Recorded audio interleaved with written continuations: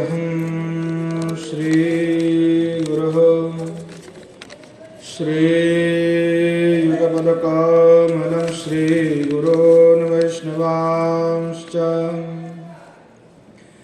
श्रीरूपं साग्रजातं सहगण रघुनाथान्वितं तं सजीवं साद्वैतं सावधूतं परिजनसहितं श्रीकृष्णचैतन्यदेवं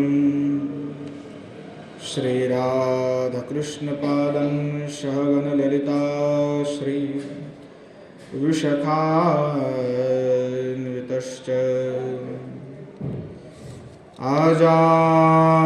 आजानुलम्बितभुजौ कनकावदातौ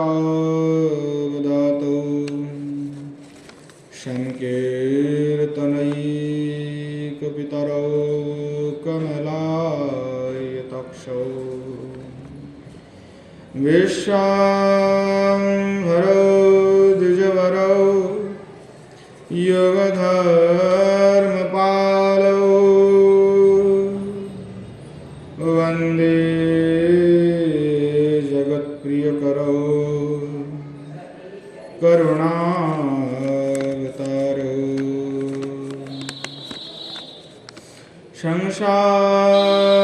संसारदुःखजलधौ पतितस्वकामः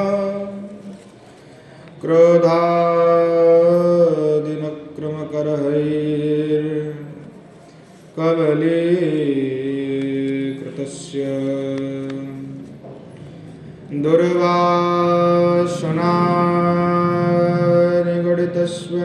दुर्वासनानिगडितस्वनिराश्रयस्य चैतन्यचन्द्रमदेहि पदालम्बम् पाञ्चतत्त्वात्मकं कृष्णं भक्तरूपस्वरूपगं भक्तावतारं भक्ताख्यं नमामि भक्तशक्तिकम् गौरराम समारम्भाम्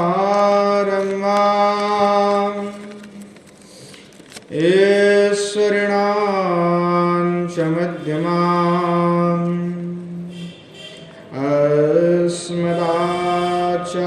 अस्मदाचार्यपर्यन्तं वन्दे गुरुपरम्पराम्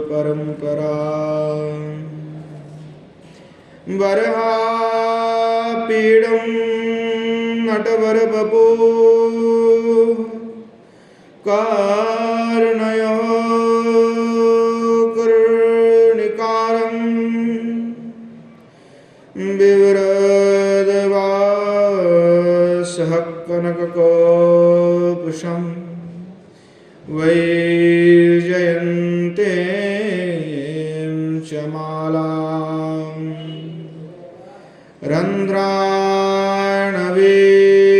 रन्ध्राणवीनरधरसुधया पूर्णयन् गोपवृन्दे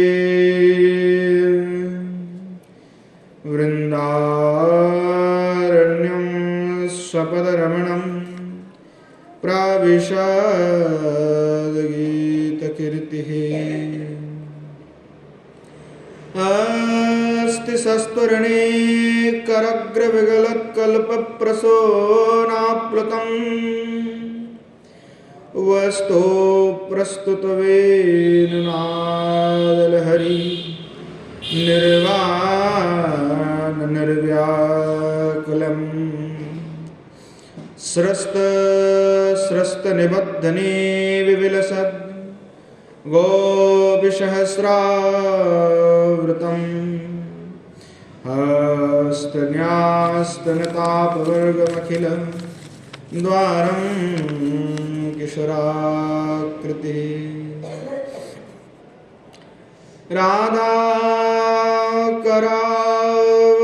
राधाकरावचितपल्लव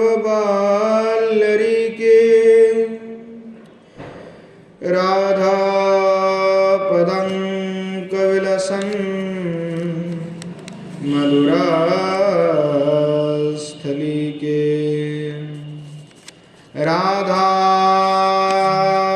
यशमुख रमत खगावली की। राधा विहार विपिन रमता मनो में। विदुलता विलसिता नुपमांग कांति। वैदाग्ध कारुण्य रसा पुलुत पद्मनेत्रा।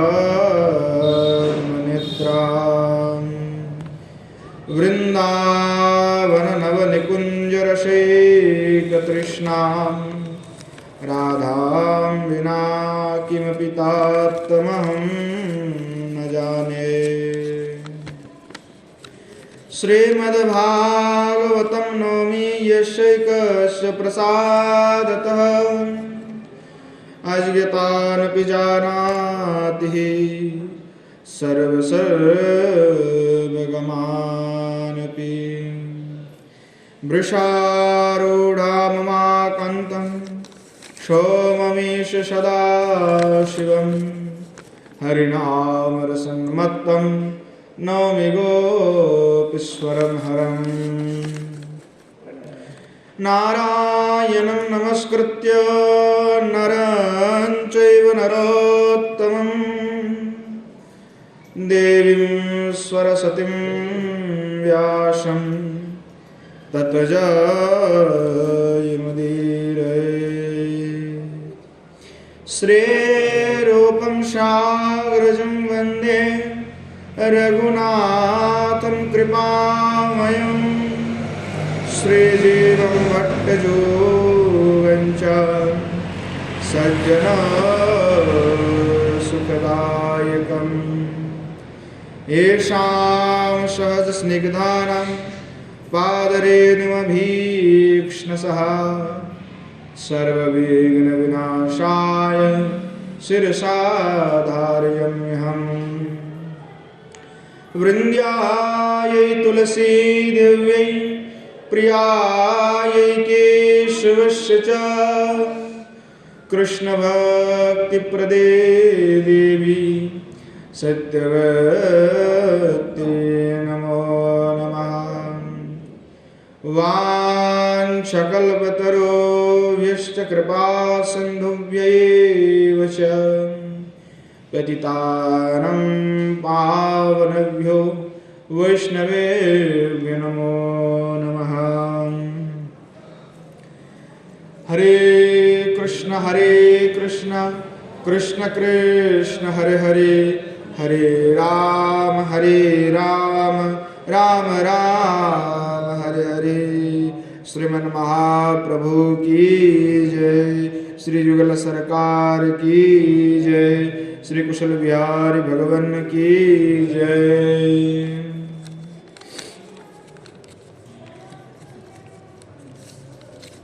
श्रीमन महाप्रभु के असीम अनुकंपा से नित्य सत्संग में हम सभी श्री राधा रस सुधा निधि का आस्वादन कर रहे हैं। राधा रस सुधा निधि नामक जो प्रेम सिंधु है, वह सिंधु में अवगाहन जिसने किया है वही वह सिंधु का आस्वादन करके उसका अनुभव प्राप्त कर सकता है। और जिसको राधा रस सिंधु के प्रेम समुद्र जो है उनमें जो डुबकी लगा है, उसको और किसी दूसरे द्रव्य चखने की इच्छा नहीं होगा। इसलिए गोस्वामीपाद राधा रस के पान करते हुए माधुरी का उसमें जो डूब गए हैं लीला चिंतन में, और बाहर के कुछ वे चिंतन कर ही नहीं रहे, हो ही नहीं रहा है। ऑटोमेटिकली केवल श्री युगल सरकार की ही जो दिव्य दर्शन हो रहा है, पिछले में हम आस्वादन कर रहे थे कि श्री गोस्वामीपाद किंकरी रूप में विराजमान हैं। हमारे श्री किशोर जी को सभी किंकुरियों ने मिलकर के जो है सजाए हैं। बहुत मेहनत लगा सजाते हुए। किशोरी जी तो लोटपाट हो रही थी, फिर भी मंजरियों किंकुरियों ने बड़े ही संभालती हुई किशोरी जी को जो है अलंकार वेशभूषा सब कुछ परिधान करवाई।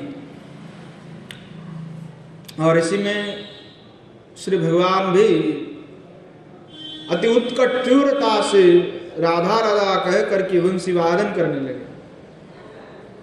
वंशी के इस प्रकार से वादन से श्री किशोर जी के हृदय में बड़ी जो है वेदना होने लगी, चंचलता होने लगी।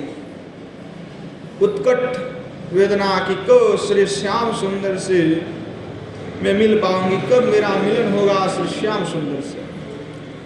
यही वासना मेरी इच्छा है। तो किंकरिया जो है किशोर जी को ले जाने के लिए बोले चलिए किशोर जी। तो किशोर जी एक तो माधुरी में रस में इतना डूब गए कि विवशांगी हो गई थी। तो उनको पकड़ करके जो है सब ले चल रहे हैं। किंकरिया जो है उनको पकड़ लिए और कहे चलिए किशोर जी ले चलते हैं।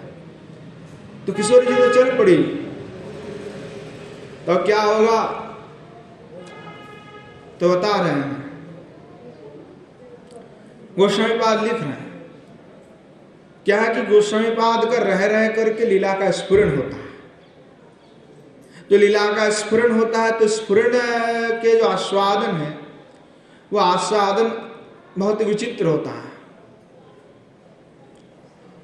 जो सिद्ध है जिसने अनुभव किया है वो कह सकता है कि कितना अनुभव है। और ऐसा है कि अनुभव पूरा के पूरा व्यक्त तो नहीं किया जा सकता। जो खाया है वही उसका स्वाद, उसका मजा, उसका आनंद समझ सकता है, पर व्यक्त पूर्णता नहीं कर सकते। थोड़ा सा व्यक्त होता है। जैसे कुछ खाने पर से हम ढेकुर उठा देते हैं तो क्या होता है, फिर उसका गंध जो है किसी को लगता हाँ तुमने मूली खाई है आज, हाँ पत्ता गोभी खा करके आए हो आज, पता लग जाता है उस सुगंध से। परंतु कितना स्वाद उसको मिला खाने में वो नहीं कह सकते, आप समझ नहीं सकते। वो तो जिसने खाया वही समझ सकता है कि कितना आस्वादन किया मैंने उसका। तो जो सिद्ध महात्मा है, जो अनुभव किए हैं, लीला का स्फूर्ति जिनका हो रहा है, वो कह सकता है कि लीला स्फूर्ति में क्या आस्वादन होता है, क्या रस प्राप्ति। जिनको अनुभव नहीं है नहीं कह सकता, थोड़ा सा भी नहीं कह सकता। जिनको हुआ है वो थोड़ा बहुत कह सकता है। उद्गार स्वरूप, जैसे उद्गार हुआ तो उद्गार स्वरूप थोड़ा बहुत कुछ बोल सकता है। तो गोस्वामीपाद का जीवन तो पूरा अनुभूति की रस से भरी हुई है कि रह करके जो लीला का आस्वादन होता है तो अनुभव बार बार अनुभव हो रहा है, और बार बार अनुभव होने पर बार बार आस्वादन हो रहा है। तो कितना अनुभव है, कितना प्रगाढ़ता है वो वे जानते हैं, और उसी के उद्गार स्वरूप हमें बता रहे हैं। तो स्वाभाविक जो है भावावेश है, तो स्वाभाविक भावावेश में है गोस्वामीपाद। और उनकी अनुभवी क्या होता है कि वो परस्पर संनिबद्ध होते हैं, क्रम से अनुभव हो रहा है। लीला का स्फूर्ति जो है क्रम रह करके अनुभव हो रहा है। तो अनुभव जब तक नहीं होगा तो तक कुछ काम नहीं बनेगा। स्वरूप आविष्ट होकर के जो है अवशुद्ध देह में उनका अनुभव हो रहा है। तो पिछले में हमने जो आस्वादन किया, किशोरी जी जा रहे थे तो उस का वर्णन करते गोस्वामीपाद फिर पुनः जब लीला का दर्शन हो रहा है रह करके, तो फिर कहने लगे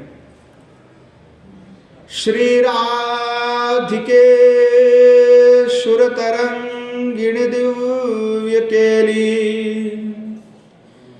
कल्लोल मालिनी लस वदनारविंदे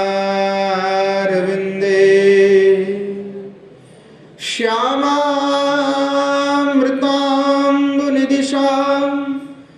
गमतीव्रवेगीन् न्यावर्तनविरुचिरे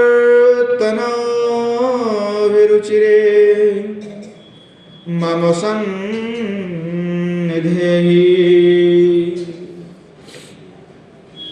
जो है गोस्वामीपाद व्यक्त कर रहे हैं कि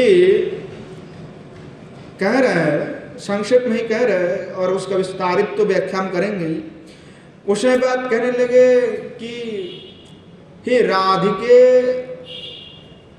हे सुर तरंगिणे दुग्ध केली कल्लोल मालिनी, हे लसत वदनारविंदे श्यामामृताम्बुनिधि संगम तीव्र वेगिनी, हे आवर्तन रुचिरे मम सन्निधि सन्निहिता भव। तो कह रहे हैं कि हे किशोर जी, हे राधिके, हे सूरत तरंगिणे, ये दिव्य केली कल्लोल मालिनी। और शब्द जो गोसाई पर चुन रहे हैं वो बड़े क्लिष्ट है। क्लिष्ट नहीं, हमारे लिए क्लिष्ट नहीं है, स्वाभाविक लोगों के लिए क्लिष्ट है। रस माधुरी में तो ऐसे श्लोक का प्रयोग होता है, क्योंकि श्लोक का शब्दों का प्रयोग इसलिए इतने में करते हैं कि इसी थोड़े से जो वाक्य हैं, जो शब्द हैं, इसमें अनेक अर्थ नहीं थे। इसमें जो सूरत तरंगिणी है उसी का व्याख्यान जो है बहुत विस्तार है।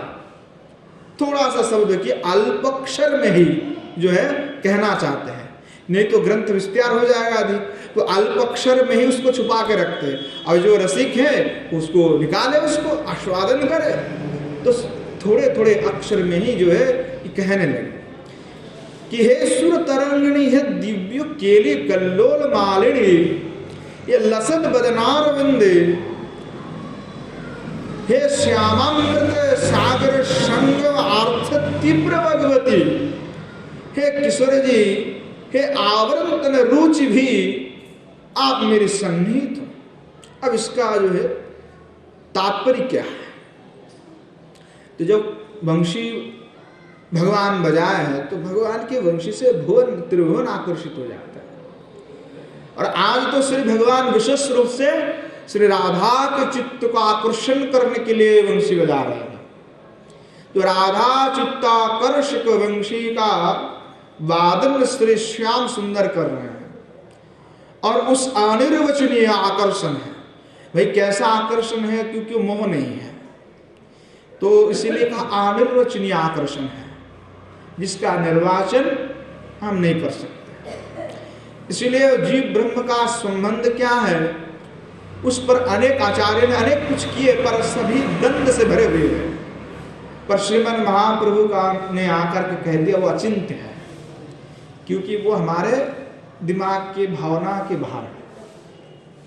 वेदांत दर्शन में कोई द्वैत है, कोई अद्वैत है, कोई विशिष्टाद्वैत है, कोई विशिष्ट विशिष्टाद्वैत है, कोई भेदाभेद है, कोई त्रैतवाद भी है, पर इन सब का अपना अपना मत है और सब एक दूसरे से विरोध है और मत के विरोध है। तो श्रीमन महाप्रभु ने कहा ये तो सब भेदवाद है, क्योंकि श्रुति में भेद भी है अभेद भी है। तो भेद को मानते हैं तो अभेद वाला श्रुति को हमको फिर घुमाना पड़ता है, उसकी व्याख्या को, जो उचित नहीं है, तर्क लगाना पड़ता है, जो एक प्रकार से अनुचिति है। और अगर हम केवल अभेद को ले ले तो भेद वाला भी तो है, पर उसका वो श्रुति का फिर अपमान हो जाता है। तो महाप्रभु ने सीधी शब्द में कहा कि भाई जब भेद भी है अभेद भी है, तो कैसा भेद है कैसा अभेद है ये आज तक निर्वाचन हो नहीं सका। इसीलिए अचिंत्य है, किसी मनुष्य के द्वारा, व्यक्ति के द्वारा वो चिंतन नहीं कर सकते कि जीव और ब्रह्म और जगत का संबंध कैसा है। सबका अलग अलग व्याख्यान है, पर महाप्रभु का कहना है कि अचिंत्य है, जो चिंतन के अगम्य है। तो यहाँ जो प्रेम है श्री भगवान श्याम सुंदर और श्री किशोर जी में, वो अनिर्वचनीय प्रेम है, जिसका निर्वाचन नहीं किया जा सकता। जैसे जगत में एक लड़का लड़की को प्रेम करता है, वैसा प्रेम थोड़ा है, ऐसा प्रेम नहीं, ये तो निर्वाचन योग्य प्रेम है, पर वहां निर्वाचन नहीं किया जा सकता, अनिर्वचनीय प्रेम है। तो ये जो आकर्षण भी हो रहा है वो अनिर्वचनीय आकर्षण है, कोई मोह नहीं है। तो अनिर्वचनीय आकर्षण से श्रीमती किशोरी जी जो है वह बड़े ही उद्वेगवती हो गई और श्री श्याम सागर से मिलने के लिए जो है वेगवती श्रुत सुनी की तरह जो है चल पड़ी। जैसे कहा कि सूर तरंगिणी, जैसे गंगा जी है तो धावमान किस प्रकार समुद्र के ऊपर, जब गंगा जी में जल बढ़ जाता है, बरसन हुआ, अभी बरसन हो रहा है तो सारा जल कहा जाए गंगा जी में, और गंगा जी से कहाँ पहुंचे, समुद्र में। और वो तीव्र वेग, जब पहले जब कोई बारिश नहीं कुछ नहीं तो उतना प्रखर नहीं है वेग, बहुत शांत है। यमुना जी का देख लो, कुछ दिन पहले यमुना जी के एकदम किनारा भर गए थे, लगभग इतने जल आ गए थे। हम नीचे उतार के जो है वहीं पे बैठ कर के कोई जो है यमुना जी का आसमान वगैरह किया करते थे, वहाँ पे जा ही नहीं पाए। अगर वहाँ पे है ही नहीं, खाली पूरा भर गए थे, ऊपर काना भर गए थे। तो उस समय हमने देखा कि तीव्र वेग से बड़े ही बह रहे हैं जल। तो श्रुत तरंगिणी जो है को धावमान हो रहा है, कहा समुद्र के ओर, क्योंकि मिलना तो समुद्र से है। तो श्याम सागर है, श्याम जो है श्याम सुंदर, वो रस का समुद्र है, रस सिंधु है, प्रेम सिंधु है। तो उस रस सिंधु किशोर जी जो है जो आकर्षण से सुर तरंगिणी के भांति अब उनमें जो प्रेम बढ़ रही है, वही जो है श्याम सागर से मिलने के लिए वेगवती हो रहा है। तो कहा कि इसीलिए उसको अब रोक नहीं सकते, गंगा जी को कोई रोक नहीं सकते कि समुद्र से ना मिले, वो चले ही जाती है। इसी प्रकार से किशोर जी भी चली जा रही है। कोई उदाहरण गोस्वामी पद दिए है जिस तरंगिणी का क्या है कि जैसे बारिश होता है तो उसी बारिश के कारण, बरसात के कारण नदी के किनारा भर जाता है और वो मिलने के लिए जो है चल पड़ती है। इसी प्रकार से कृष्ण अनुराग से पुष्ट जो श्री किशोर जी है वह श्री श्याम सुंदर से मिलने के लिए चल पड़े। हाँ, यहाँ है कि किशोर जी एकदम आत्मविभोर हो गई है। अब नदी का दो किनार होता है, इस पर और उस पर, है ना, बीच में नदी है। तो ये दोनों कुल होता है, इस कुल और ये कुल, तो दोनों कुल है। तो क्या दोनों कुल में जो भी रहता है, कोई बाधा भी रहेगा तो उसको साथ में ले करके चले जाएगा, इतने तीव्र वेग होते हैं नदी का। तो कहा है किशोर जी आज जो है दोनों कुल को ही डुबो कर ले के अलौकिक रूप माधुर्य की तरंग की माधुर्य को आस्वादन करने के लिए चल पड़ी है, अर्थात विभोर होकर के श्याम सिंधु के और भागी हुई है। तो दोनों कुल है, एक तो पितृकुल है और एक ससुर कुल है। दोनों कुल को आप कोई भी बाधा नहीं मान रहा था, दोनों कुल को ही प्लावित कर दिए। ऐसे वर्षा होता है तो दोनों कुल को ही प्लावित कर देता है। तो इसी प्रकार से आज जो है किशोर जी दोनों कुल को ही प्लावित करते हुए डुबो करके जो है चल पड़ी है। इतनी उद्यमता के सत्य उसी का जो है व्याख्यान करते हुए गोस्वामी पाद जो प्रबंध सरस्वती पाद सूरत तरंगिणी शब्द का प्रयोग किए हैं। इतने विस्तारित प्रसंग को केवल थोड़ा अक्षर में कह दिया। तो किशोर जी जो है चल पड़े और साथ में कौन है किंकरिया। तो सभी किंकरिया जो है किशोर जी के साथ में विराजमान है। अब कितने वेग है किशोर जी में वो कहा नहीं जा सकता। जैसे गंगा जी का प्रभाव का कितना वेग है, अदम्य है, उसका दमन नहीं किया जा सकता।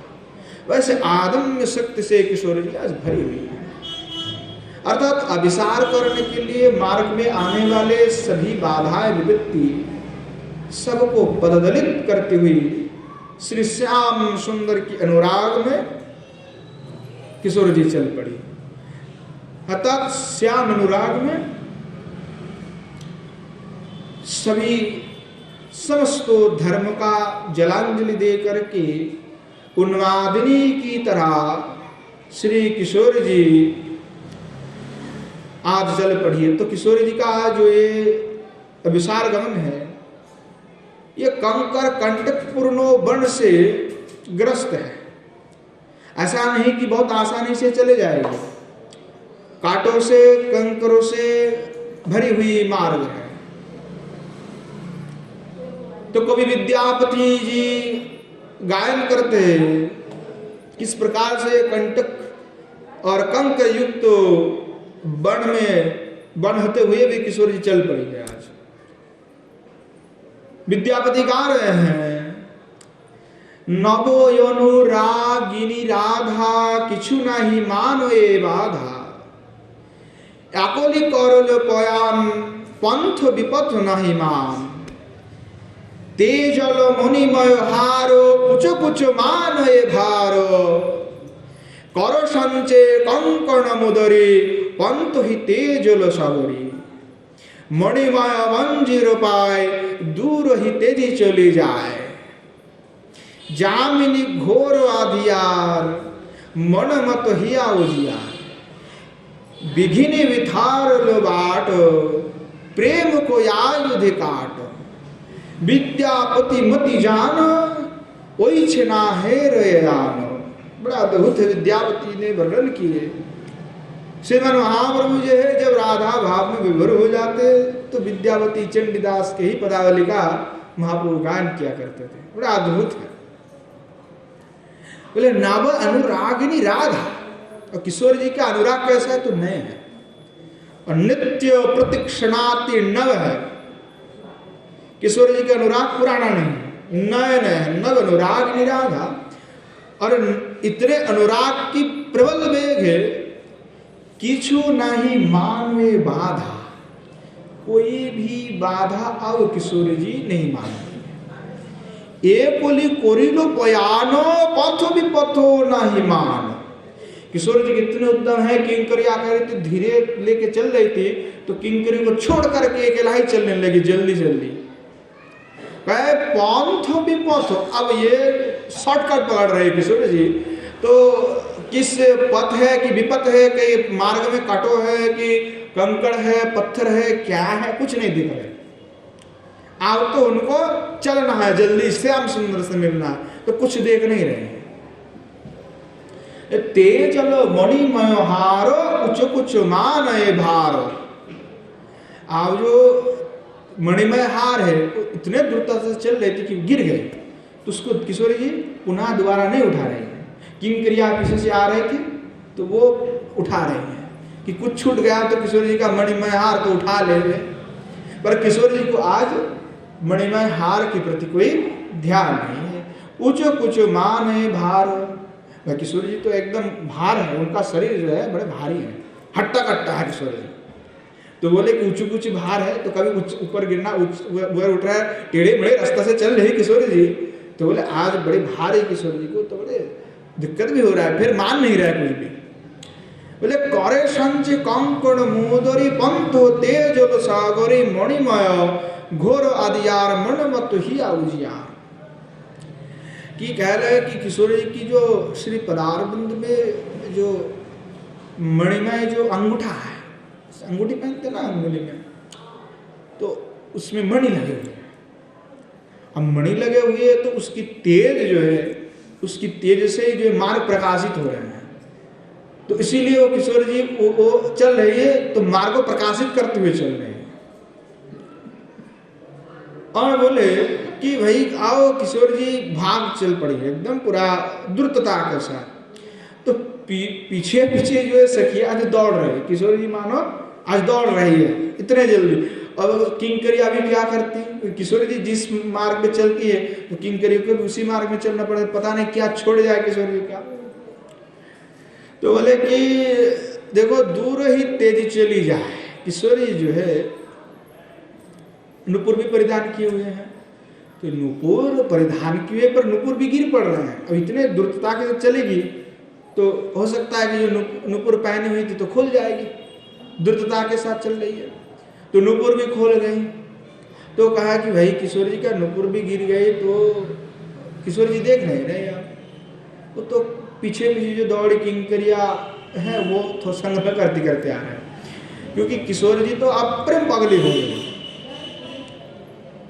प्रेम में उन्मत्त होकर के श्याम रस का स्वादन कराने के लिए जो है भाग पड़े। तो जब तक श्याम सुंदर से मिलन नहीं होगा, श्यामामृत में जब वो नहीं नहाएगी या स्वादन नहीं करेगी, तब तक वो शांत नहीं होने वाले।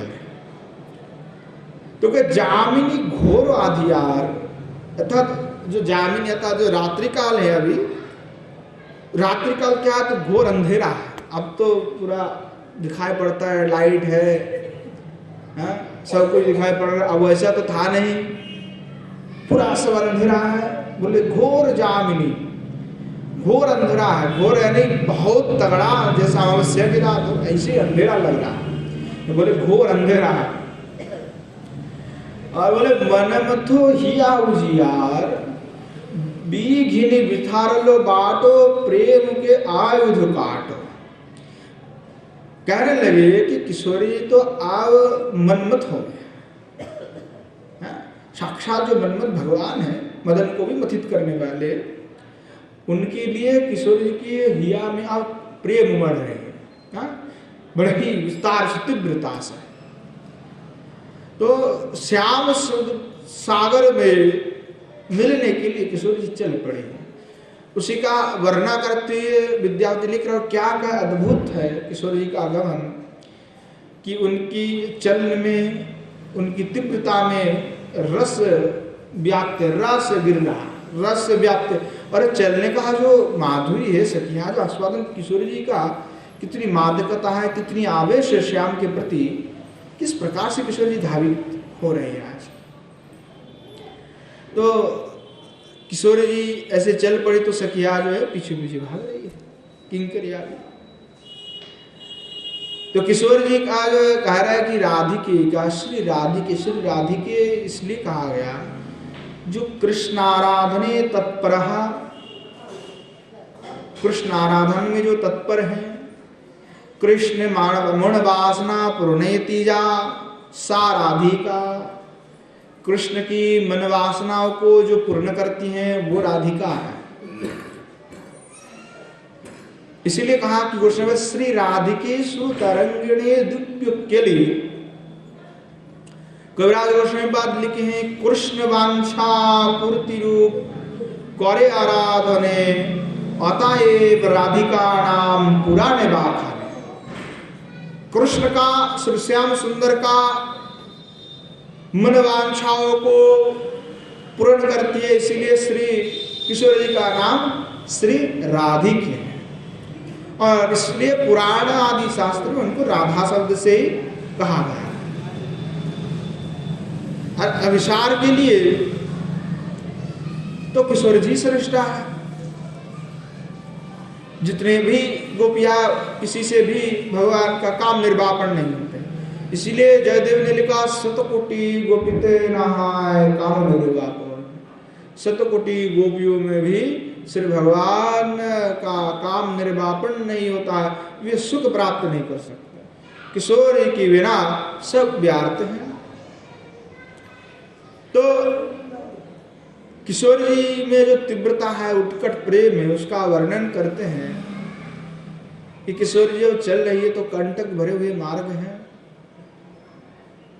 तो कहते हैं महाजन, कंटक गाड़ी कमल सम पद तल, मंजिर चिरही झापी, गागरी बारी ढारी करी पीछल, चलत ही अंगुली चाप, हरि अभिसार को लागी। जो किशोर जी जो है कांटों से भरे हुए मार्ग से लिया चल पड़े। कमल सम पद तल, श्री किशोर जी का जो श्री चरण है वो कमल के तरह है, कमल की जैसी पंखुड़ी होती है, उस कमल की पंखुड़ी की तरह इतने नरम है। कितना नरम होता है वो कमल की पंखुड़ी, उसमें कभी एक छुई चुबो की देखिएगा कांटा, तुरंत भेद हो जाएगा। और इतनी कमल पद जिनके है, वहां किशोरी जी आज कंटक से भरे हुए, कांटों से भरे हुए जो रास्ता है उस पर चल पड़ी है। इसलिए हरि अभिसार को लागी, हरि के साथ अभिसार करने के लिए कि श्याम सुंदर वंशी वादन कर रहे हैं, अगर मैं नहीं गया तो उसका प्राण नहीं रहेगा। किशोर जी जब तक नहीं आएगी तो तक श्री श्याम सुंदर और कुछ देर रहने के बाद वो मूर्छित हो जाएगी, उनका प्राण नहीं बचेगा। किशोर जी भावना से चल पड़ी है तो कांटों से भरी हुई है, तो कमल से, कमल की तरह जिनकी श्री चरणा कमल है, वो कमल कैसे रख रही है मार्ग पे, पैर में चुभ रही है कांटों, पर हरि के प्रेम से रस से इतने डूबे हुए कि पैर के और धन देने की समय नहीं है कि पैर में कुछ चुभ रहा है या कोई दर्द हो रहा है, इसका कोई अता पता नहीं है, कोई ठिकाना नहीं। किशोर जी कुछ नहीं देख रहे, चल पड़ी तो चल पड़ी। मुझे मंजिरो चीरो ही झापी, गा गोरी बारी ढारी कोरी पी, चलो चलो तो ही अंगुली चाप। किशोर जी चल रही है तो जो है कांटो आदि जब चुभ रही है तो कोई उफ तक नहीं कर रही, कोई अनुभव नहीं, उस पर ध्यान देने के समय नहीं है। अंधेरी रात है तो अंधेरी रात में कैसे चलेगी? श्याम अभिसार के लिए इतने उन्मत्तता है, इतने प्रेम है कि कांटों से भरे हुए मार्ग में भी किशोर जी चल पड़े हुए। और ऐसा एक बार नहीं कि आज चल रहे, ऐसा नहीं है, अनेकों बार ऐसे चलना पड़ता है, अनेकों बार उनको चलना पड़ती है। ऐसे क्या लगे दूतारो पंथ गमन ध्वनि साधे मंदिरे जामिनी जागी, करो जुगे नयन मुदि चलो भाविनी तीमिर पयान को आशे। हरि अभिसार को लागी, हरि अभिसार को लागी, हरि के साथ अभिसार करने के लिए किशोर जी चल पड़ी। तो घर पर रह करके जो है किशोर जी अभिसार की साधना करती है, घर पे रह कर। पता है कैसे करती है? कि रात्रि काल में हमें जामिनी के समय अंधेरे में जाना पड़ेगा, हाँ हमें तो चलना पड़ेगी, फिर हम क्या करें? तो कह कि पहले अभिसार के लिए एक दिन में पहले दिन नहीं चली जाती, अभिसार के लिए साधना करती है। कैसी साधना करती है? बोले आंगन है तो आपने आंगन में ही जो है कांटो बिछा के रखती है किशोर जी, और उस कांटो रख करके उस पर स्वयं चलती है, स्वयं चलती है ताकि अभ्यास हो जाए कि पहली बार कांटा चुभेगा तो दर्द होगा, इसलिए अभ्यास करें कि जब मैं चलूंगी तो अगर कांटा गिरे तो फुनक नहीं करूंगी, ध्यान नहीं दूंगा उस पर। तो घर में ही आपने जो आंगन है उस आंगन में कांटों का जो पौधा है छोटे छोटे, उसको रख करके उस पर किशोर जी चलती है, अभिसार को साधती है कि अभिसार को जाने के लिए ऐसे ऐसे दुर्गम रास्ते से हमको चलनी पड़ेगी, इसीलिए अभ्यास कर रही है। तो पैरों के जो नुपुर है, तो नुपुर की ध्वनि जो है किसी को सुनाई पड़ेगी तो पता लग जाएगी कि ये तो घर के बाहर चल रही है। इसीलिए नुपुर में जो कपड़ा होता है ना, अपने कपड़ा को फाड़ करके वो नुपुर में बांध देती है। तो नुपुर में अगर कपड़ा को लपट दोगे तो नुपुर तो बजेगा नहीं भाई। तो पहले से तैयारी कर रहे हैं घर में बैठ करके कि ऐसे चलेंगे, पैर में जो है नुपुर जो है पर परिधान किए, उसमें कापड़ से लपेट करके या शब्द ना निशब्द से चलने की अभ्यास कर रहे हैं। अब देखो नुपुर का ध्वनि भले सुनाई नहीं पड़े, पर जो कांटा चुभती है दर्द किसको नहीं होता है? हाँ, जो कांटा जैसे ही पैर में लगेगा चुभेगा तो क्या दर्द होगा भाई, एक कांटा तो है नहीं। तो किशोर जी पहले से उसका साधना करें, प्रैक्टिस घर पर कि कैसे सहन किया जाए। तो बोलने लगे मुनि कंकण पण फणे मुख बंधन शीको भुज गुरु पाशे गुरुजन वाचन बोधिर सम मानहि आनव सुन हो कहवान परिजने वाचन मुगधि सम हासो गोविंद दास परमान। तो कहने लगे किशोर जी जो है क्या कर रही है, कलसी जो कलश होता है तो कलश की जो जल है वो आंगन में उड़ेल करके जो है रपटीले पथ पर चलने की प्रयास कर रहे हैं और रात में जाग करके जो है चल रही है अपने आंगन में अंधेरे में, कोई बात ही नहीं ले रहे, क्योंकि अब अंधेरे में चलना पड़ेगी तो पहले कैसे पता कि काला किधर कैसे जाए।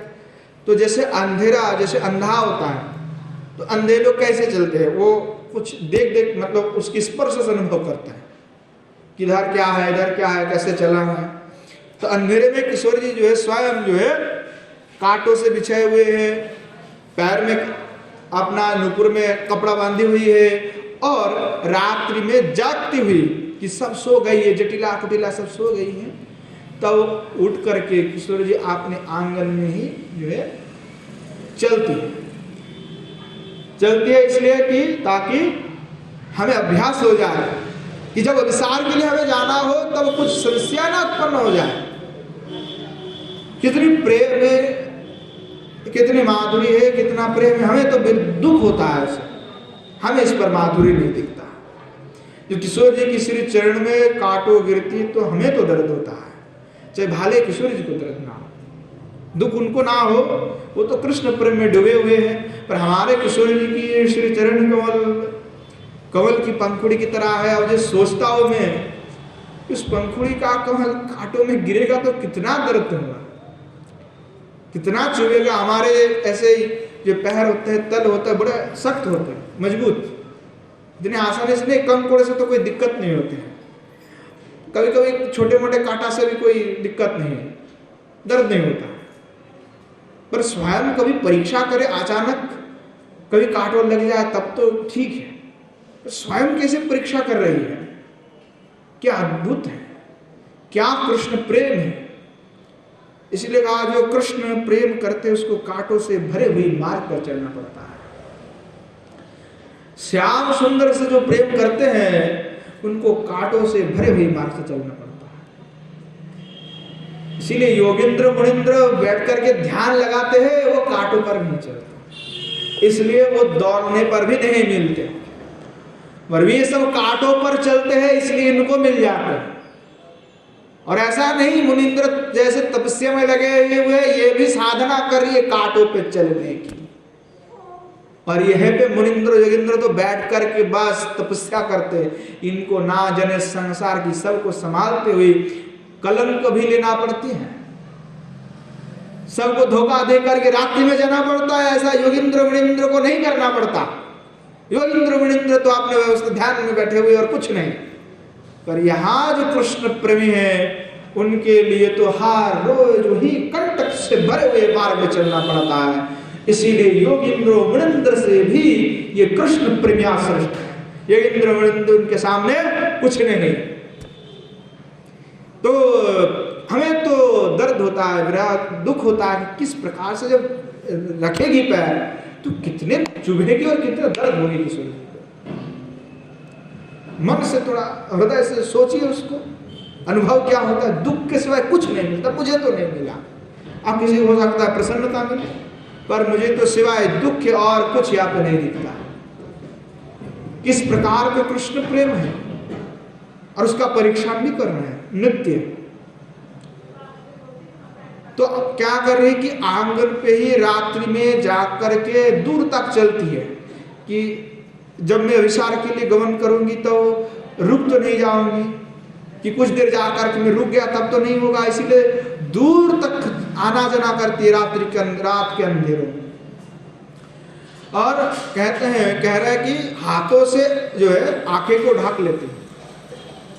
मतलब कुछ आंखें रहेगा तो कुछ दिखाई भी तो पड़ेगा, अंधेरा भी तो दिखता है ना, बोले वो भी नहीं दिखेंगे। तो इसीलिए आंख में भी हाथ ऐसे करके फिर चलती है।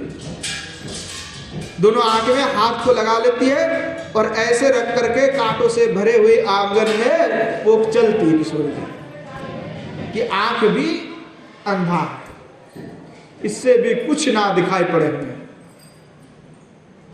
तो ये जो है अभ्यास कर रहे हैं किशोरी जी।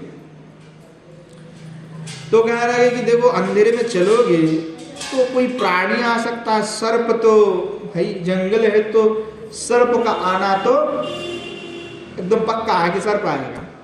मार्ग में पता नहीं कौन से कीड़े मकोड़े कौन से जंतु है, तो क्या सपद संकुल, मतलब कोई मार्ग जो है कोई सरल नहीं है। ऐसा नहीं कि परिक्रमा के जैसे एकदम पूरा परिच्छन्न है, कोई परिच्छन्न नहीं है, कांटों से भरे हुए हैं, पता नहीं कौन से कांटा है, कौन से प्राणी उसमें है, और सर्प भी है, कोई बिच्छा है, बिच्छा काट लेगी तो भाई कितना दर्द होगा। तो सब कुछ भरे हुए हैं। तो ये सब क्या करती है कि जैसे सर्प आदि आएगा, कोई प्राणी आ जाएगा तो इससे कैसे बचा जाए। तो कहते कि ज्यादातर तो सर्प ही आते हैं, विष बिछा भी कर लेते तो विष हो जाता। तो उससे बचने के लिए आपने हाथों में जो मणि कंकण पण मुख बंधन शीक भूजग गुरु पाश, कि मणि से जो कंकण है, जो चूड़िया पहनती कंकण, तो उससे मणि लगे हुए थे। जैसे आजकल माता तो सोने का पहनते, उस समय मणि का बहुत ये था, तो सोने में ही मणि को अलग से बना करके मणि से युक्त है कंकण चूड़ी, तो मोटे मोटे चूड़िया है। तो वो क्या करती, वही चूड़िया को जो है चूड़ी को कंकण को बेच देती। किसको? जो ओझा होता है, सपुड़े अझा, जो सांप के विष को उतारते हैं, तो उनको गुरु बनाए हुए हैं, उनको ये दक्षिणा के स्वरूप में देती और कहते कि हमें मंत्र सिखा दो कि सांप अगर काट भी ले तो हम मंत्र पढ़ेंगे तो विष उतार जाएगा, या हमें ऐसा मंत्र दे दो कि जो मंत्र फूंक देवे तो कोई मार्ग पे कोई सर्प नहीं आएगा तो वो काट नहीं पाएगा। तो ओझा को ऐसे अपने हाथ के कंकणों को दक्षिणा के स्वरूप में प्रदान करती हुई किशोरी जो है सीख रही है, मंत्र तंत्र सीख रही है। किस प्रकार से कि मार्ग में कोई शब्द संकुल सर्प आदि आ जाएगा, उसे कैसे बचाया जाए, तो सीख रहे हैं। और बोले गुरुजन ने जो कहते, गुरुजन वाचन बधिर सम मान ही आनो सुन ही कौन। और जो है गुरुजन तो बोलते रहते हैं, कुछ भी बोल देते हैं। तो कहा कि देखो गुरुजन की जो बात है सुन तो रही है किशोर जी, पर बहरों की तरह से बहरा होता है, उसको कुछ बोलो तो सुनाई थोड़ी पड़ता है, उसको गाली याद दोगे तब सुनाई पड़ेगा। लौकिक जो होते हैं बहरा, उनको गाली सुनाई पड़ता है, पर अच्छी बात नहीं सुनाई पड़ता। तो क्या है कि ऐसे में जो सही में बहरा है उसको कुछ सुनाई नहीं देता, कुछ नहीं सुनाई देता। तो सुन रहे क्या, तो प्रमादी कृष्ण प्रेम में पागल हो गए, तो कृष्ण के सिवा और कोई सोचते नहीं है। तो तुम उनके सामने ढोल नगाड़ा कुछ भी बजा लो, कोई फर्क नहीं पड़ता, कुछ भी बजा लो कुछ भी करो, कोई फर्क नहीं पड़ता, उनको कोई मतलब नहीं है। बहरों की तरह जो है सुन करके गुरुजन कुछ कह रहा था और किशोर जी कुछ और कहती, तो परिजन निंदा करने लगती कि देखो बात का ध्यान नहीं देती है। तो परिवार परिजन के द्वारा किए गई जो निंदा है, जो तिरस्कार है, वो सुनने पर भी मुग्धा नाई की तरह हंस पड़ती है। जैसे मुग्धा होता है नायिका, तो मुग्धा नायिका क्या होता है, बात बात में हंसती है कि चाहे उसको गाली दोगे तो भी हंसेगी, चाहे निंदा करोगे तो भी हंसेगी, चाहे उसका प्रशंसा करोगे तो भी हंसेगी। तो मुग्धा नायिका की तरह किशोर जी मुग्धा भी है। ऐसे बामा है किशोर जी, बामनी भाव है किशोर जी का, मुख्य जो है बामनी है, पर बाकी उनमें सारे भाव विद्यमान, इसीलिए महाभाववती है। जैसे समुद्र है तो उसमें सब कुछ है, तो महाभाववती है किशोर जी, इसलिए सब कुछ है। कभी कभी प्रकट कर देती है, कभी कभी नहीं करती, पर अधिकतर जो बाम्यता ही प्रदर्शन करती है मुख्य रूप में। तो हंस देती है, जो ऐसे कुछ जटिला कुछ कहा कह दी, कुटिला कुछ बोल दी, तो किशोरी है करके हंस देती है, मुस्कुरा देती है। ऐसे निंदा परिहास गुरुजन कुछ भी कह रहे, पड़ोसी तो बड़े ही अच्छी निंदा करती है, तुम्हारी बहू ऐसी है, सास भी कहते हाँ हमें पता है, पर क्या करे नालायक बेटा इसी के प्रेम में पगली हो गई है, पागल हो गई है। तो ऐसा होता है। तो क्या होता है, पड़ोसी भी आकर के कहती है कि तुम्हारी राधिका जो है ये देखो ऐसा है ऐसा है, तो जटिला कुटिला कहते हैं हाँ ऐसा ही है, पर क्या करे हमारा नालायक आयन जैसे बेटा है, वो कुछ नहीं कहता है, वो तो इसी के आंचल के नीचे छुप रहता है। तो ऐसे कह देते हैं। तो निंदा भी सुनना पड़ता है किशोरी जी को, पड़ोसी से भी, क्या करे। तो क्या कहते कि सुन करके हंस पड़ते, जो जटिला कुटिला करके फटका लगाने लगती कि तू जमुना में जाती है, मैंने सुना तो कृष्ण से मिल करके आती है, तो किशोरी करके हंस देती है। ऐसे तो क्या कि कह के कि तिरस्कार भी हो चाहे कुछ भी हो, सुन सुन करके इनको कान जो पक गया, कुछ नहीं सुनते, सब उनके पास कुछ नहीं है वो। तो कहा कि श्याम सुंदर के ऐसे प्रेम में वे मजे हुए हैं, और श्री श्याम सुंदर के लिए वे अशेष दुख को भी जो है सहन कर रही है। सब ये कोई सुख थोड़े है, अशेष दुख है, ये सब दुख है ना भाई। कांटों से चलने वाले मार्ग पे अंधेरे में चलना कोई सुख की बात थोड़ी है। किसी की निंदा को सुनकर के हंसना कोई स्वाभाविक बात है। पैर को नूपुर में कपड़ों को बांधना रोज रोज, अंधेरों में चलना, ये सब से तो मुझे लगता है जो कटों में चलना, इससे बड़े दुखदायी और कुछ नहीं है। इसमें मुझे कई सुख नहीं नजर आता। मैं तो कन्हैया को पकड़ कर ले आओ कि तेरे लिए जाना पड़ता है ऐसे कांटों से, तू ही आ जा भाई। क्योंकि पर देखो रस की ऐसी माधुरी है कि श्याम सुंदर बुला रहे, तू कांटों से भरी हुई मार्ग में चल रही है। किशोर जी कितना प्रेम है प्रगाढ़ किशोर जी का श्याम सुंदर के प्रति, और किंकरिया भी सीख रही है किशोर जी के साथ। अपने सखिया किंकरियों को भी किशोर जी सिखा रही है कि ऐसे चल हमारे साथ, तुम लोगों को भी तो चलनी पड़ेगी। तो किशोर जी भी इनको सब अपने अपने आंगन में ऐसी सभी किंकरिया करनी पड़ती है, किंकरिया करती है सखिया ऐसी बार बार करती कि अभिसार के समय ऐसे चल निकलेगी। तो इसीलिए जो है योगींद्र मुनींद्र सब पीछे पड़ गए हैं और गोपिया आगे बढ़ गए। इसीलिए समस्त भक्त श्रेष्ठ में गोपिया है, योगींद्र मुनींद्र उसमें नहीं आते। महाभागवत भी गोपियों के समान जो है प्रेम को लाभ नहीं कर सका, ऐसा रस माधुर्य को लाभ नहीं कर सका, क्योंकि इनको जो कांटों से चलने का जो क्रिया है, ऐसा सच दुख है, उसको सभी लोग भोग नहीं कर सकते। भोग करना सबकी बस की बात नहीं है। इतने दुख को सहन करने के बावजूद भी श्री श्याम सुंदर के आह्वान से चल पड़ती है सभी गोपिया। किशोर जी के साथ जो सखिया है किंकरिया सभी चल पड़ती। तो श्रीपाद किंकरी के रूप में आह्वान कर रही है कि हे किशोर जी, हे सुरत तरंगिणी, आप तो वही गंगा जी की तरह जो है उछल रही है, जैसे उमड़ रही है, जैसे गंगा जी समुद्र की ओर भगती है, उसी प्रकार आप भी भग रहे हैं।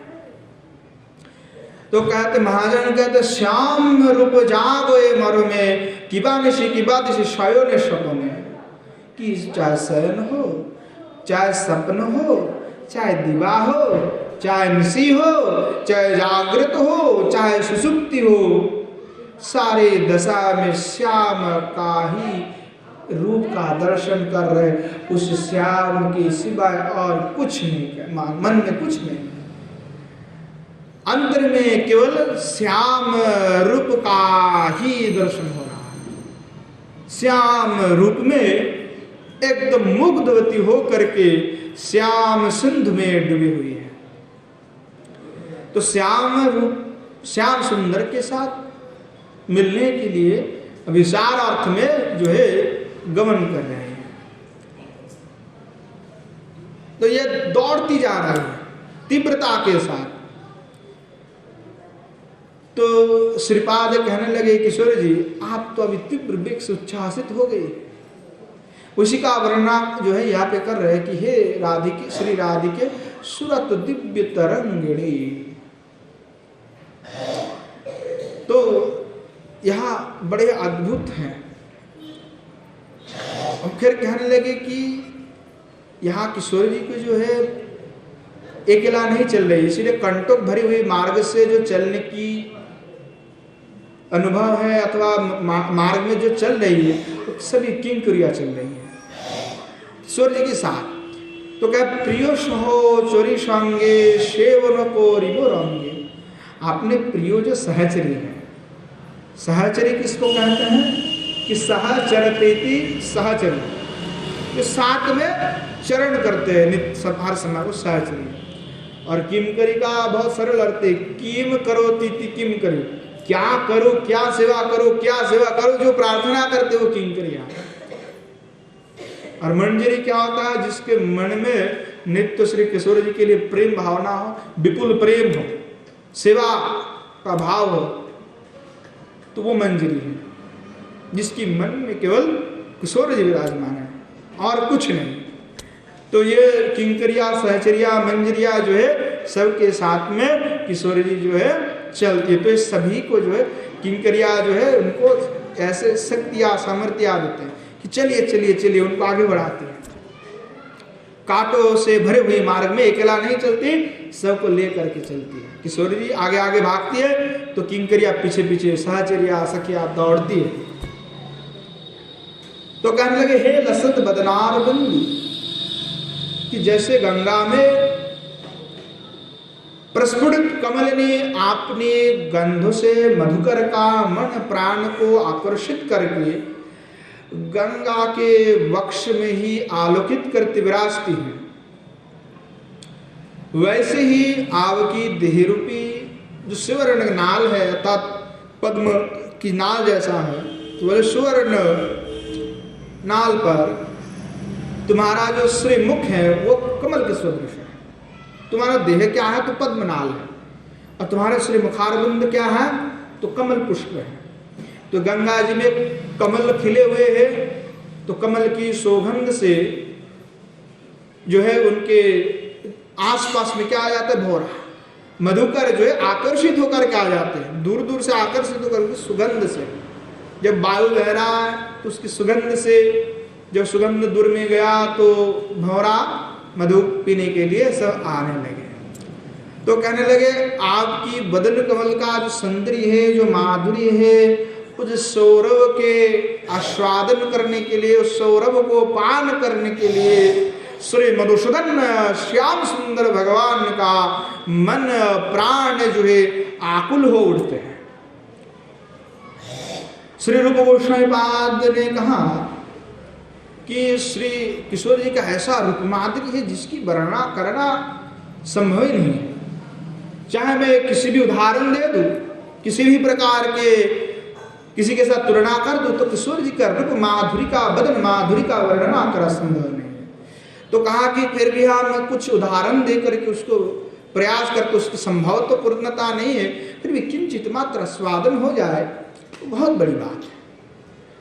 तो कहे मुखल्लास फुल कमल बना मुल्लंग यति, कि कहने लगे कि जिनके बदन की सुषमा और सुगंध अर्थात जो निखर है, किशोर जी का बदन इतना सुंदर है और उस सुगंध जो बदन से जो सुगंध आ रहा है, तो कहे ऐसे मानो सैकड़ों कमल का वन है, सैकड़ों कमल का वन में सैकड़ों कमल खिले हुए हैं, और उस समस्त कमल में जितने सुषमा है, जितने सुगंध है, उसको भी पराजित करने वाले हैं श्री किशोर जी का श्री मुखारविंद, और उनसे जो निर्गत सुगंध है ऐसे मनहर है।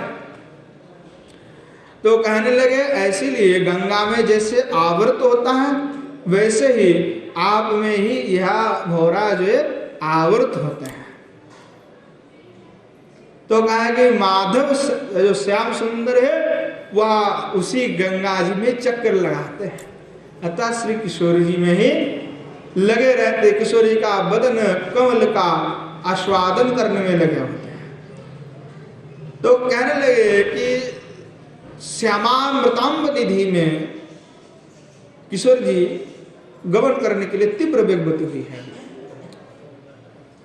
तो पहले से जो काटे से हुई मार्ग थे, गुरुजन की निंदा, सब कुछ तो आप परित्याग कर दिए, तो अब मार्ग में कोई भी बाधा किशोर जी नहीं मान रहे हैं, तो चल पड़ी। अब रुक नहीं रहे किशोर जी, अब रुकने का कोई कारण नहीं है, अब तो चलना, चल पड़ेंगे।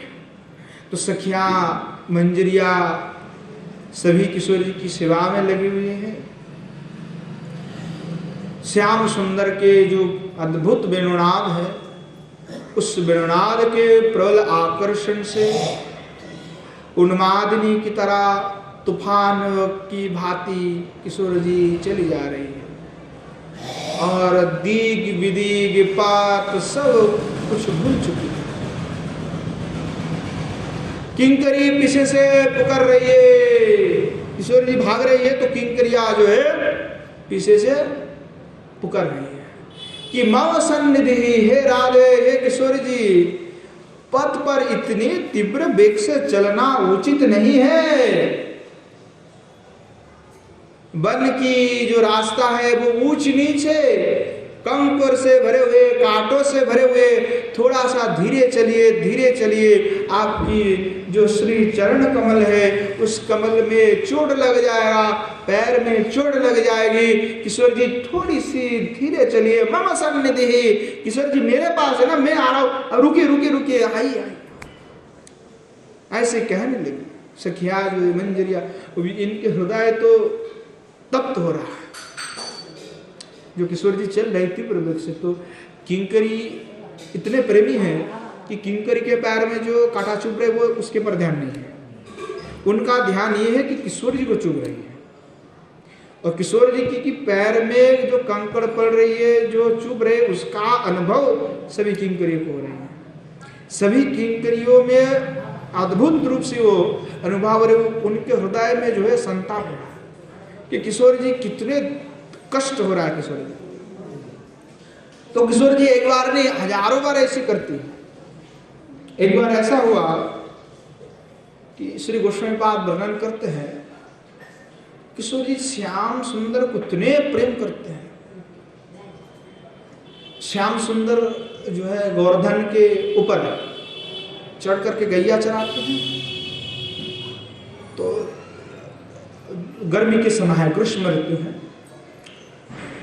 तो दोपहर 12 बजे के समय है। अब तो उस समय श्री भगवान जो है अपने सखाओं के साथ गैया को चरा रहे थे गोवर्धन के ऊपर में। तो गोवर्धन के ऊपर में बड़ा अद्भुत मनोहर शोभा है, पर क्या है गोवर्धन के ऊपर पत्थर भी तो है।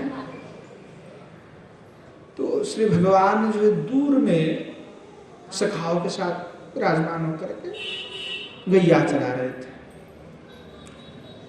किशोर जी की मन में इतने लालसा हुई कि अब मुझे कृष्ण का दर्शन करना है, किसी भी तरह से मुझे श्री कृष्ण का, श्याम सुंदर का मनोहर रूप का आस्वादन करना है। तो ललिता आदि सखी उनके साथ में विराजमाना है। किशोर जी जो है गोवर्धन पे चढ़ने लगे। दोपहर के 12 बजे के समय है और पत्थर जो है सूर्य की प्रबल ताप से इतने तापित हुई है, जैसे कोई तलवार होता है, तलवार, तो तलवार में इतना धार होता है, उसमें हाथ लगने से क्या होता है, कट जाता है। तो काटने से कैसा लगेगा, तुरंत एकदम जलने लगेगा। अगर उसी तलवार में एक पैर रख दो तो क्या होगा, पैर ही कट जाएगा, पूरा छिन्न भिन्न हो जाएगा। अब तो स्वयं ही देख लेना, जब दोपहर में 12 बजे ग्रीष्म होता है वृंदावन में, तो जो पत्थर लगे हुए आप उस पत्थर में कोई पैर रख के देख लेना, स्वयं कितना बड़ा आनंद लगता है। बड़ा ही आनंद है इसमें, कभी रख लोगे तो पता चलेगा कितने आनंद है। तो किशोरी जी जो है वैसे तीव्र तापे हुई जो पत्थर है उस पर चलने लगी, चढ़ने लगी। तो पहले चढ़ी तो कृष्ण को दिखाई नहीं पड़ रहा है, तो ऊंची सब जो चट्टान है, पत्थर का चट्टान, तो उस पर चढ़ना है। सखियां कहने लगी कि किशोर जी मत चढ़िए, किशोर जी मत चढ़िए, इतने ताप है, आपकी श्री चरणारविंद कैसे रखेंगे, आपकी श्री चरण कमल की भांति आप कैसे रखेंगे। तो किशोर जी कृष्ण प्रेम में इतने उन्मादिनी हो गई, उनको पता नहीं है कि पैर में गर्म लग रहा है कि ठंड लग रहा है कि पैर जल रहा है, कुछ अनुभव नहीं। केवल एक ही हृदय में है कि कृष्ण का श्री मुखारविंद का दर्शन करना है, अद्भुत मनहार जो रूप है उस रूप का आस्वादन करना है, और कुछ मन में नहीं। कृष्ण दर्शन की जो लालसा है उस लालसा में इतने उन्मादिनी हो गई है, कोई भी ज्ञान बाह्यिक उनका नहीं। तो सखियां जो है हाथ पकड़ के रखी किशोर जी की कि नहीं चलने देंगे, नहीं चलने देंगे। किशोर जी बोले छोड़ो हमें। किशोर जी अपने हाथ को छुड़वाती हुई जो है चट्टान पे चढ़ गए ऊपर में, और ऊपर जैसी चट्टान में चढ़ी है, दोपहर की 12 बजे इतने संताप है, उस पत्थर तो एकदम तरवार हो गया, जिस तीक्ष्ण धार वाले तरवार जिसको ऐसे मारने पर ही सब काट जाता है। उस पर पैर रखी हुई तो पैर जल रहा है, पर किशोर जी को जलने का कोई अनुभव नहीं हो रहा। जो जल रहा है तो कोई अनुभव नहीं हो रहा। और दूर जो उच्च सबसे उच्च शिखर वाले जो चट्टान पे, तो भाई जितना उच्च शिखर होगा उतना ही तेज धूप उस पर पड़ेगा, नीचे आएगा तो कम है, ऊपर में तो ज्यादा धूप है। तो पूरा दोपहर 12 बजे इतने तीक्ष्ण हो गए हैं, और उसमें ही किशोर जी अपने दोनों श्री चरण को रखते हुए श्री भगवान श्याम सुंदर को जो दर्शन करने लगे। श्याम सुंदर के दर्शन करते हुए श्री किशोर जी बड़े आनंदित होने लगे। आदमी उनको ध्यान ही नहीं है कि मैं कहाँ खड़ी हूँ, मेरा पैर जल रहा है कि कोई वेदना है, कुछ अनुभव नहीं। केवल श्री भगवान श्याम सुंदर की श्री मुखारविंद की और श्री किशोर जी देख रहे हैं। श्री किशोरी जी की जय। तो ऐसे हमारे किशोरी जी है कृष्ण प्रेम में उन्मादिनी हो जाती। सखिया मंजरिया सब रो रही है कि किशोर जी उतरिए, उतर के आइए, उतर के आइए, आपकी पैर जल जाएगी। किशोर जी का कोई ध्यान नहीं है, वैसे चलते। तो ऐसे हमारे किशोर जी है कि रास्ते कांटों से, कंटक से कैसी भरी हुई उसको कुछ फर्क नहीं पड़ते, क्योंकि राधे पोथी मोई संभ्रम विशारे चारोए चरणाम बुरुहम धीरम सुकुमारे। सखिया जो पीछे से आवाज देती है किशोर जी थोड़ा धीरे चलिए, थोड़ा रुकिए, इतने तीव्रता से मत चलिए कि भाई थोड़े धीरे चलोगे तो कांटा नहीं चुभेगा। आप धीरे से धड़ा धड़ा करके पैर रखोगे तो कांटा तो ज्यादा चुभेगा, और जितने जोर से लगोगे उतना ही कांटा फोर्स में ज्यादा पैर में लगेगी। धीरे रखोगे तो ज्यादा नहीं घुसेगा। मंजरिया किंकरिया पीछे से बुलाती मम सन्निधि मम सन्निधि। किशोर जी रुकिए रुकिए, थोड़ा सा। पर किशोर जी तो आओ कृष्ण प्रेम में उन्मादिनी है,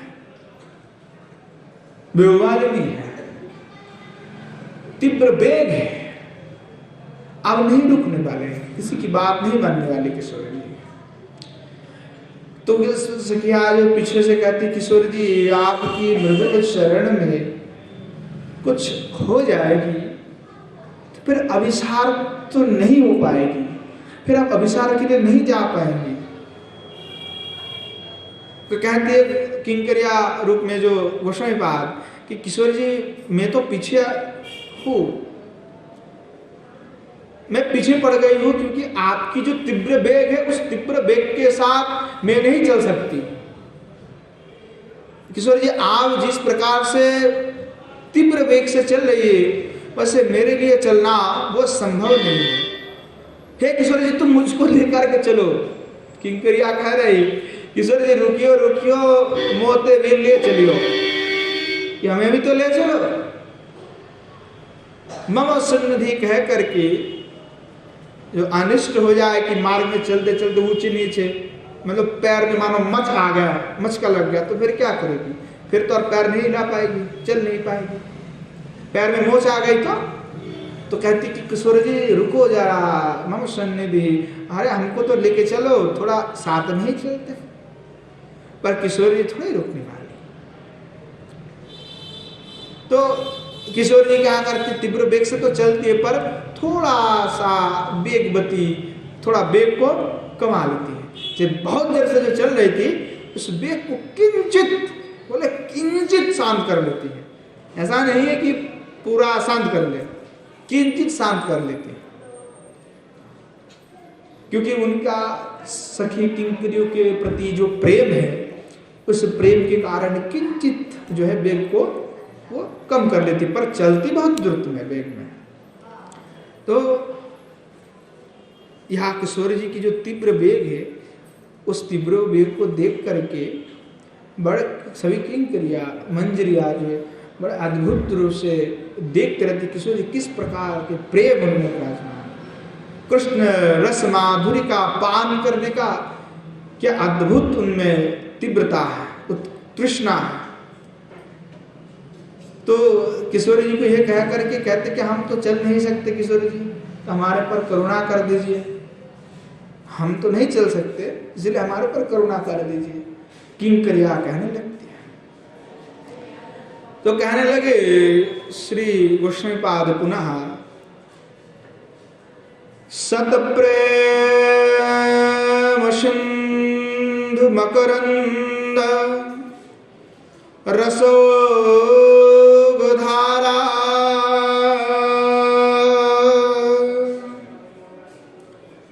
सारा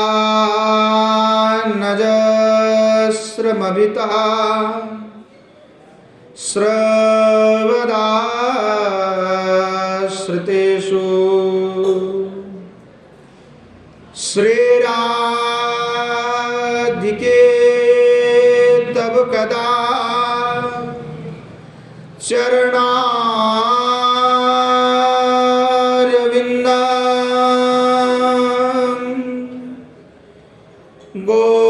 गोविंद जीवन धनम शिरसा वहामि। श्री गोस्वामीपाद कहने लगे, हे श्री राधिके, तब आश्रितेषु सत प्रेम सिंधु मकरंद रसोग धारा सारा नजस्रमभितो स्रवतो श्री गोविंद जीवन धनम तब चरणारविंदम अहम कदा शिरसा वहामि। गोस्वामीपाद कहने लगे कि शेष श्री राधिके, आपके जिन चरण कमलों से सत प्रेम सिंधु के मकरंद रस प्रवाह की धारा आश्रित जनों पर निरंतर बरस रही है, आपकी वजह से श्री कृष्ण आपके जीवन धन स्वरूप है। और आप श्री भगवान कृष्ण के जीवन धन स्वरूप क्या है? तो क्या श्री राधा चरणारविंद जो है श्री भगवान कृष्ण के जीवन धन स्वरूप है।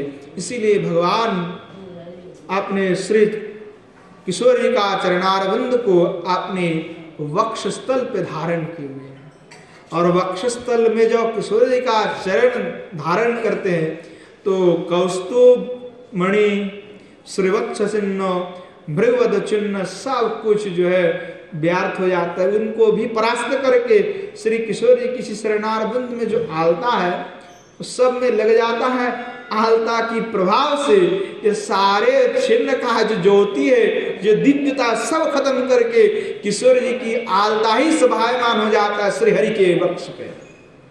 ऐसे हमारे किशोर जी के श्री चरणारविंद जो है, चरणारविंद श्री भगवान श्याम सुंदर के जीवन स्वरूप है। तो गोस्वामी पाद कह रहा है कि ऐसे श्री चरणारविंद जिनके जीवन ध्यान स्वरूप है, ऐसे श्री चरणारविंद को हम कब अपने मस्तक पे रखेंगे, हमें कब ऐसा सौभाग्य प्राप्त होगा कि आपके श्री चरणारविंद को मैं अपने मस्तक पर रख पाऊंगी। ऐसे जो है गोस्वामी पाद प्रार्थना कर रहे हैं। तो बड़े अद्भुत रूप से प्रार्थना है और इसका बड़े तात्पर्य बहुत अधिक है। क्यों कह रहे हैं कि हमें मस्तक पर रखना है? तो श्रीपाद के स्फुरन धरा जो है आप रुकी नहीं, पिछले श्लोक से आरंभ किए हैं, कई बार एक श्लोक में खत्म हो जाता है, पर इस बार स्मरण जो है रुकी नहीं, वही स्मरण चल रहा है। स्फुरन की धारा है, निरंतर है। तो सेवा की जो प्रखर लालसा है वही यहाँ पे दिखाई पड़ रहा है। अभिव्यक्त क्या हो रहा है? सेवा की लालसा है, और लालसा की तीव्रता के अनुसार ही जो है वस्तु के प्राप्ति में अंतर होता है। और यही सबका भी मत है कि जितना लालसा होगा, जितना तीव्रता होगा, उतना ही वस्तु अद्भुत रूप में, अद्भुत माधुर्य से प्राप्ति होगी। तो किशोर जी जब तीव्रता से चलती है, इसका तात्पर्य क्या है कि जितने तीव्रता से चलेगी आस्वादन उतना बढ़ेगी। पथत प्रेम उत्कट है, तृष्णा उत्कट है, प्रेम में कोई खोद नहीं, उसमें कुछ खाद नहीं है। जैसे सोने में खाद मिला होता है, कुछ मिलावट होता है, कोई मिलावट युक्त नहीं, वो अद्भुत प्रेम है। इसीलिए उसकी तीव्रता इतना है कि कांटों आदि कुछ भी देखती नहीं है। तो साधक में जितना तीव्रता होगा, जितना प्रार्थना होगा, जितना तृष्णा होगा, उतना जल्दी ही उनको पर किशोर जी कृपा करेंगे। अगर साधक में तीव्रता नहीं होगी, लालसा नहीं होगी, लालसा की तीव्रता नहीं होगी, तो तक वैसे ठुल्लम ठुल्ला पड़े रहो, कोई प्राप्ति नहीं होने वाले। खाते रहो, पीते रहो, बस भोग लगाते रहो, पेट में जाते रहो, सफाई कर दो, बस खत्म, जिंदगी खत्म, कुछ अनुभव नहीं होने वाले जब तक लालसा नहीं होगा। लालसा की तीव्रता वेग होना चाहिए, लालसा की। और विग्रह जब वेग होगा, ऐसा वेग कि कोई भी हमें रोक नहीं सकता, इतना उत्कट वेग होना चाहिए। अब रुक गए तब तो बस खत्म। रुकने का तात्पर्य क्या है? रुक गए बस खत्म, और कुछ नहीं, फिर नहीं जा पाए। कृष्ण से विचार करने के लिए गमन कर रहे थे और बीच में आपको रोकना पड़ा, जा नहीं पाए, तो फायदा किसका हुआ? आपका फायदा हुआ कि नुकसान हो गया? नुकसान हो गया ना। तो तीव्रता वेग रखनी होगी। अगर आपने कुंज में सजा के बैठे हुए कि कृष्ण आएगा, कि मैं कुंज में बैठे हुए क्यों निकुंज में कृष्ण आएगा, मैं निकुंज सजा के बैठी हुई कृष्ण आएगा, आप मानो कि कृष्ण नहीं आया तो अब क्या करोगे? अरे दूसरे दिन का अरे अब कृष्ण नहीं आया तो उसको किसके लिए क्या सजा है? ऐसा नहीं। एक बार एक सखी जो है भगवान कृष्ण के लिए निकुंज सजाए हुई थी। भगवान ने उनको कहा कि ठीक है, अब सजा के रखो, हम जरूर आएंगे। तो क्या हुआ कि भगवान तो कहते, भगवान तो वचनबद्ध होते हैं, जब कह दिए तो आएंगे जरूर। तो क्या होगा, उस दिन जो है कोई असुर जो है वृंदावन में आ गया संध्या के समय उत्पात करने के लिए। अब सिर्फ भगवान क्या करें? तो ब्रजवासियों की रक्षा के लिए भगवान जो असुर से युद्ध वगैरह करने के लिए चल पड़े। तो भगवान उस दिन गए नहीं है। अब सखी जो मंजरी है वो सोचने लगे कि भाई भगवान आएगा कि नहीं आएगा, पता नहीं। तो दूसरे दिन जो है कुंज नहीं सजाए, तो भगवान दूसरे दिन आकर के पहुंच गए। भगवान बोले हम तो कहते आएंगे। तो सखी जो कहने लगी, आप तो कहते कि वो पिछले दिन आने वाले थे, आप तो आए नहीं, उस दिन में बैठी रहे पूरी रात। श्याम सुंदर बोले कि देखो कि मेरे तो आना था, पर बीच में कुछ ऐसा हो गया गड़बड़ जिसके कारण मैं आ नहीं सका, पर मैं वचनबद्ध हो तो मैंने सोचा कि आप दूसरे दिन कुछ सजा कर रखो, तो मैं आज ही चले आया। तो श्री भगवान के कोई बात नहीं, तो काल सजा कर रख लेना, हम काल आ जाएंगे। तो दूसरे दिन जो है सखियों ने जो सखी थी वो उन्होंने सजाए और श्री भगवान पहुंच गए। श्री श्याम सुंदर भगवान की तुम्हारे श्याम सुंदर वचनबद्ध कहते तो जाते हैं। तो देखो भक्त के जो सर्वसम्मता जो सर्वमत है कि तीव्र वेग होना चाहिए। वेग है, अपेक्षा है, लालसा है, तब आएगा। किशोर जी उस पर ही कृपा करेगी जिनमें ऐसा सेवा की भावना है, सेवा की लालसा है कि मैं किशोर जी की श्री चरणार बिंदु को आपने मस्तक पर रखना चाहता हूँ। दिन में तो एक बार भी कोई प्रार्थना करता नहीं है, तो किशोर जी क्या अपना पैर रख देगी, चरण को रख देगी, क्या आ जा तेरे मस्तक पे मैं रख देती हूँ? किशोर जी ऐसा नहीं करेंगे। अब लेना चाहोगी तो भी नहीं देगी, वो तो जोर जबरदस्ती लेना पड़ता है। किंकरिया क्या करती है, जब किशोरी सो जाती है, किंकरी को सेवा मिली हुई कि किसी को हवा करने की, व्याजन करने की, तो क्या करती, व्याजन करती है। तो किंकरिया व्याजन करते करते देखते कि किशोर जी जो है आप सो गई है, तो थोड़ा सा व्याजन को रख करके जो चरणार बिंदु को जो है चूमती है और उसको अपने मस्तक से ऐसे लगाती है, किशोर जी की श्री चरणार बिंदु को। हाँ, तो ऐसे अद्भुत है किंकरी वो करती है कि किशोर जी जागती हुई पता नहीं देगी कि नहीं देगी, तो सो गई है तो चरण को ही चूम लूं। हाँ, तो ऐसे अद्भुत रूप से किंकरिया सेवा करती है। अब तो कहा कि तीव्र संवेगानाम असन्न, योग शास्त्र में कहा गया कि जो लोग तीव्रता से ध्यान धारणा में समर्थ है उन्हीं के ही समाधि लगते हैं। जो तीव्र वेग से ध्यान धारणा में नहीं लगे हुए उनका कभी समाधि नहीं लग सकता। तो यहाँ पे भी क्या है कि भक्त की जितना पिपासा होगा उस पिपासा के अनुपात ही उनकी लीला आस्वादन के अनुभव होगा। तो साधन दशा में कुछ कुछ अनुभव होता है, जब सिद्ध दशा हो जाता है तो नित्य अनुभव होने लगता है, तो अनुभव में कोई काट छाट नहीं होता है।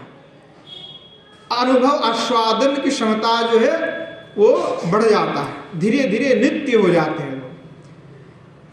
तो साधक अपने चिंतन में कुछ अनुभव करेगा, समझेगा कि कुछ मिला है, तब तो लाभ होगा। अगर साधक में लालसा नहीं, अनुभव नहीं है, तो अभी भी कुछ नहीं हुआ। अनुभव आवश्यक है। तो आचार्य पाद ने अनुभव किया, अनुभव करके उसका हमें थोड़ा बहुत आस्वादन करने के लिए प्रचार भी कर दिया, लिख भी दिया। तो ये कैसा है, राधा रस की जो अनुभूति है अपूर्व है, दिव्य है। और इसीलिए भाव राज्य में प्रवेश करके कोई संस्कृत के कोई पांडित्य प्रदर्शन नहीं किए। राधा रस सुधा नदी में कोई पांडित्यता का प्रदर्शन नहीं किए हैं। ऐसे दूसरे दूसरे ग्रंथ होता है जिसमें बड़े पांडित्य के साथ लिखा जाता है, जैसे जीव गोस्वामी पाद है, 60 संदर्भ लिखते हैं, सर्व संभावनी लिखते हैं। इतनी पांडित्य है कि वो ऐसे दांत भी टूट जाता है कि पढ़ने के लिए जाते हैं। तो सर्व संभावनी नाम के ग्रंथ संक्षेप में लिखे गोस्वामी पाद, इतनी बड़ी अद्भुत ग्रंथ लोगों को समझ में नहीं आता है कि क्या लिख दिए है, सिद्धांत क्या है, बहुत ही क्लिष्ट है, पांडित्य से भरे हुए हैं।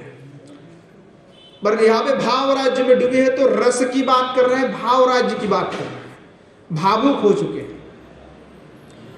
तो श्री गोस्वामी पाद जो पिछले श्लोक में बताएं कि किशोर जी चल रही है, साथ में किंकरिया पीछे पीछे दौड़ रही है, कह रहे कि किशोर जी आप थोड़ा रुक जाओ, आप थोड़ा रुकियो, हम लोगों को तो साथ ले चलो, हम कैसे चलेंगे। किशोर जी का इतनी तीव्रता वेग है, तो ये सभी जो है किंकरिया प्रार्थना करने लगी कि श्रीमती तो उन्मादिनी है, श्याम सुंदर के अभिसार के लिए वे तीव्र वेग होकर के गमन कर रहे हैं। दिक विदिक का ज्ञान शून्य है कि सीधा रास्ता से चलना है कि वक्र रास्ता से चलना है, इधर से चलना है कि उधर से चलना है, दिक विदिक का ज्ञान शून्य है। तो श्री किशोर जी जो चल रहे, उस चलने से जो कंटक और मार्ग आ रहा है, उस पर जब किशोर जी का श्री चरण पड़ रहे हैं ना, तो जो दुख है, जो हृदय में जो विराम है, हृदय में जो दुख हो रहा है, वो किंकरियों को हो रहा है।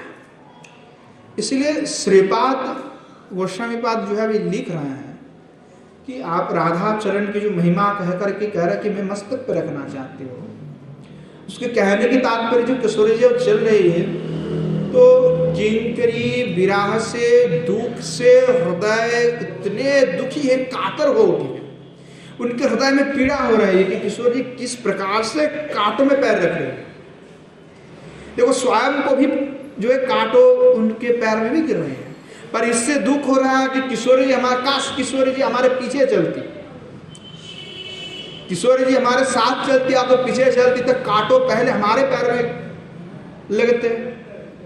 पर यहां तो किशोरी जी आगे चल रही है द्रुत वेग से, पर हर कांटों जो मार्ग में हो रहे वो तो किशोरी जी के पैर में चुभते हुए जा रहे हैं। अब हमारे लिए तो 2-4 ही बचा हुआ है, सब तो किशोरी जी के पैर में चुभ रहे हैं। तो किंकरिया जो है पीड़ा से ग्रस्त हैं, कातर हो उठी है सभी, क्योंकि अभिष्ट के श्री चरण कमल में ऐसी तीव्र व्यथा वेदनाओं को पैर में जो आघात हो रहा है, इससे जो है अधीर हो गई है किंकरी के, पीड़ा बढ़ रही है, किंकरिया सहन नहीं कर पा रहे हैं। तो दिखा जाए कि रासलीला में भी अद्भुत रूप से ब्रज गोपिया ने कहा, यत्ते सुजात चरणा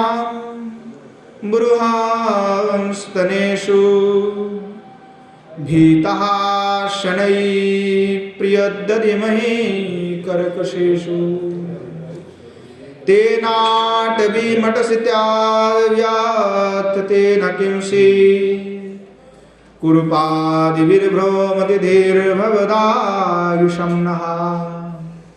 श्री भगवान को कहे कि आप कैसे इस ब्रज के मार्ग पे चलते हैं, कांटों कंकुड़ से भरे हुए गोवर्धन के ऊपर कैसे चढ़ जाते हैं। हमें तो अपने वक्षस्थल पर भी आपके श्री चरणारविंद को रखने में भी डर लगता है। तो किशोरी जी जो चल रही है अभी, तो इसका अनुभव गोपियों करा, क्योंकि पहले तो उन्होंने कहा है, श्री भगवान से ही कहा कैसे आप चलते, तो आप किशोरी जी चल रही है, तो किशोरी जी को कितना दुख होगा, कितना वेदना होगा, इसी को समझ करके श्री गोस्वामीपाद कहने लगे। तो आगे गोस्वामीपाद और भी जो है अपनी विरह वेदना का उल्लेख करेंगे, उसका प्रकाशन करेंगे कि किस प्रकार से किशोरी जी की इस चरण जो रख रही है तो कितने दर्द हो रहा है, और इस प्रार्थना में क्या कहने चाह रहे हैं, तो आगे आस्वादन करेंगे। आज समय हो चुका है, आज ही पे विश्राम देते। जय जय श्री राधेश्याम निताय गौर हरि बोल।